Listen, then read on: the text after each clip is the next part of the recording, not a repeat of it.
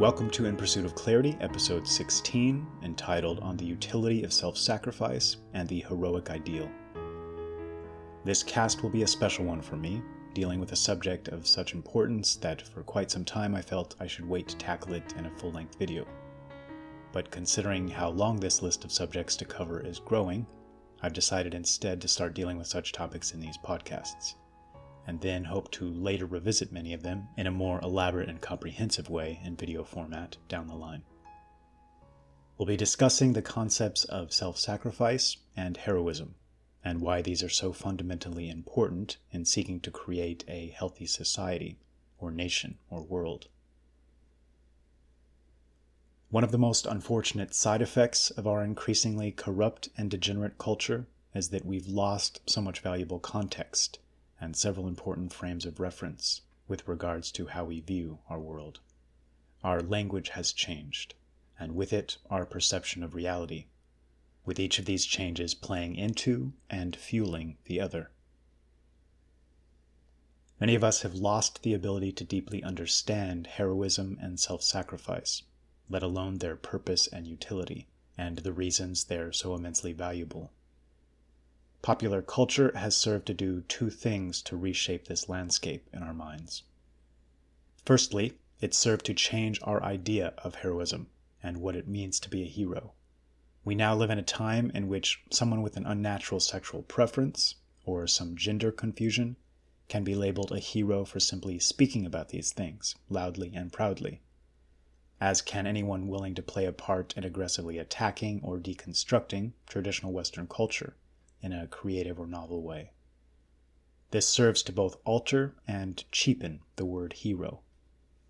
And secondly, the gatekeepers of popular culture have worked hard to tar and feather our traditional understanding of heroism and our traditional heroes, using word association and idea association techniques in an attempt to tie them to what they've deemed toxic masculinity, to frame great men of old as egotistical or sadistic brutes, superficially seeking fame and its resulting benefits. Many have come to believe that this is what heroism was through much of history: deeply egotistical and ambitious men who simply wanted to see their name in big bright lights, figuratively speaking. I'd argue that this is a case of projection from these small men who have recently become our only bards in the Western world with megaphones at their disposal to spread their messages far and wide.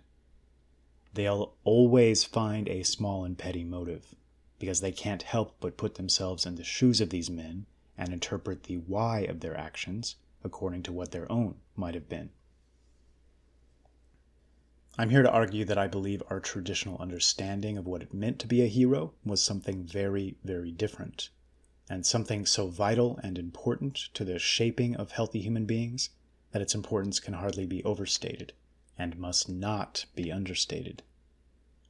Let's start by pulling back our perspective, and yes, I do say this every episode, and considering that the heroic ideal becomes more or less ideal according to the health and vitality of the society that creates it. The profoundly degenerate and weak and unhealthy society lacks even the reference points to conceive of a knightly hero in the chivalric tradition, for example. The level of discipline and self-control, the complete devotion to a cause higher than oneself, the obsessive cultivation of excellence and mastery, these impulses now run counter to those of our age. And as the level or caliber of a society dictates the nature of its heroic ideal, its heroes are simultaneously shaping the level and caliber of a society. Thus, those we choose to deem heroes act as both cause and effect. And here's where we begin to hone in on their actual purpose and function.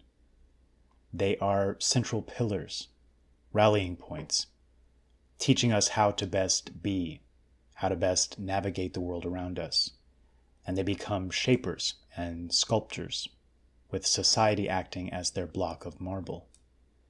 They are our living examples of what greatness is, and at the same time, they help to quantify the definition of greatness. A healthy society seeking to live in harmony and balance, in accordance with internal and external nature, can't help but have a lofty and noble notion of heroism, and thus produce lofty and noble heroes. As tales are told of such men, especially to children during that period in which their malleable minds are taking shape, the most positive aspects of their character and actions are deeply imprinted into the collective psyche. In the simple telling of a short tale, we're teaching countless unseen lessons on what it means to be a quality person, thereby better orienting our rudder as we all head into the uncharted waters of the future.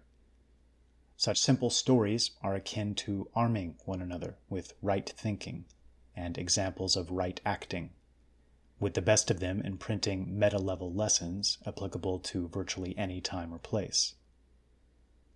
Conversely, in unhealthy societies, because heroes pave the way and essentially step on the accelerator in whatever direction a society is headed, an individual with negative traits that's subsequently honored as a hero might actually have the reverse effect of that just mentioned, even causing much of an entire generation to mimic these negative traits, coupled with the confidence that comes from believing themselves to be in the right. After all, they're modeling their behavior after someone popular culture is calling a hero. But we'll leave the idea of unhealthy heroes aside for the sake of the rest of this cast and focus on the positive and traditional conceptions, which, thankfully, are capable of affecting the world far more powerfully. One of the concepts you'll find me constantly repeating is a belief that our minds are much more easily swayed by our environmental influences than most seem willing to believe. Much like an animal, we can train ourselves to be this or that in relatively short order by simply having an ever-present compelling example or two, worthy of imitation. So many broken children grow up to become broken adults almost entirely because they simply never had examples of how to be better. I think we often forget how powerful it is to simply have a living example of goodness in front of us. We all innately want to climb upwards. It's just an issue of finding the staircase. And some never do. And this is one of the greatest tragedies of our world. Heroes act as these staircases. The best of them throughout history might even be considered elevators, waiting patiently to help whisk us to higher levels if we're only willing to seek them out and understand them. One of the things I'm most thankful for with regards to my own upbringing was my father taking the time out to read to me nearly every night for a long stretch of time. And for a period, the nightly adventure was a book called Myths and Heroes, if memory serves. Each night, I was able to hear stories of men who cared deeply for the world in which they lived, and took it seriously, and sought meaningful ways to improve it and the lives of those around them. Great warriors, conquerors, statesmen, sages, artists, and inventors, but always great, always striving for greatness. They did so in the vast majority of cases not because they were merely ambitious or wanted praise from all around them, but because they knew it was the right path. And perhaps some of the most aware of them, because they knew that true heroism has the potential to echo into eternity.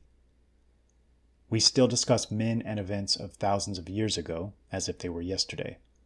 And up until recently, many did so with energy and vigor and deep interest, cultivating this same spirit in those who listened.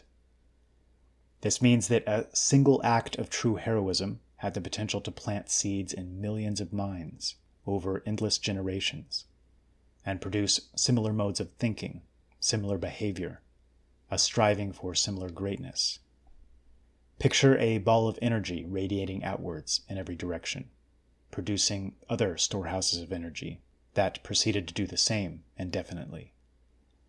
These great men thus attained eternal life. There's a reason children crowded around war heroes of yesteryear with wide eyes and eager ears, and there's nothing more natural, nothing more healthy. Children are born well-wired, wanting to learn what it means to be great and in turn strive to be this. Their wiring is only destroyed over time by sickly and artificial constructs and ideas created within degenerate societies. It takes a great deal of time and money and a concerted effort for a nation to turn these healthy children into something very different. And the moment these efforts cease or slow, the next generation will largely bounce back almost immediately, because these instincts are ingrained in our very nature, and with good reason. They serve us well. And who are the greatest and best remembered heroes of all? Up until very recent times, as we've begun to slip into levels of degeneracy not seen since the fall of Rome, they were those great men most willing to sacrifice for what they loved best. Whether this meant fighting and dying on a battlefield, or giving everything for race or nation against impossible odds, or being nailed to a world tree or a wooden cross. We've long recognized self-sacrifice as the noblest of virtues. If we stop and think about this, it's easy to see why.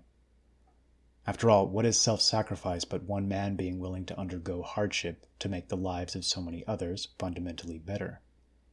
Not to mention additionally full of depth and meaning, as those still living look back in thankful grace. Self-sacrificing behavior is a net benefit to the community as a whole, and what it costs one man or one small group of men, it makes up for several times over in its effect on the many. This right here is the key to healthy and happy and vital and energetic nations or societies.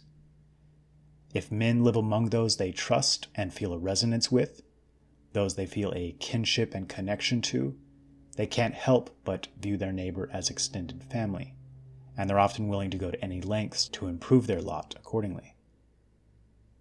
If this virtue of self-sacrifice were to spread to all, the resulting effect would be incredible, with virtually every man acting as a net positive, a fountain of energy and strength and spirit.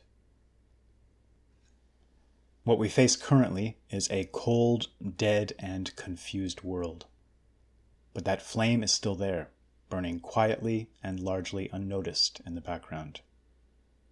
It only needs to be rekindled and stoked, and allowed the oxygen it's so long been denied, and it's more than capable of changing the world as we know it.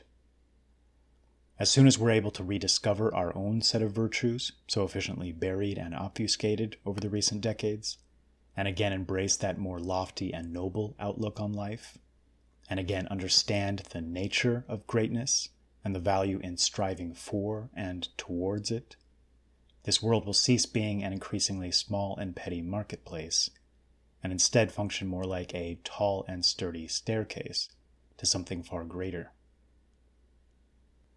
It really is a choice to be made. We can either embrace the path of the modern world, of other sacrifice and parasitism, in which every man seeks to get his in an atomized and fractured collection of world citizens, or we can once again embrace those we love and what we love, and strive to become noble and self-sacrificing creators once again.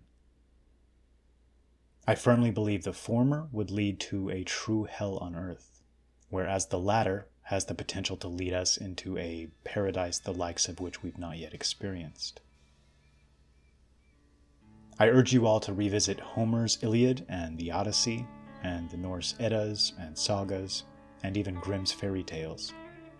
Our ancestors, with the wisdom and foresight of sages, created works that act as strong gusts of fresh air, with the power to shape and reorient our reality.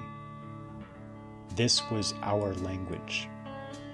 Learn to understand it. Learn to speak it. Time is short. Thanks for listening.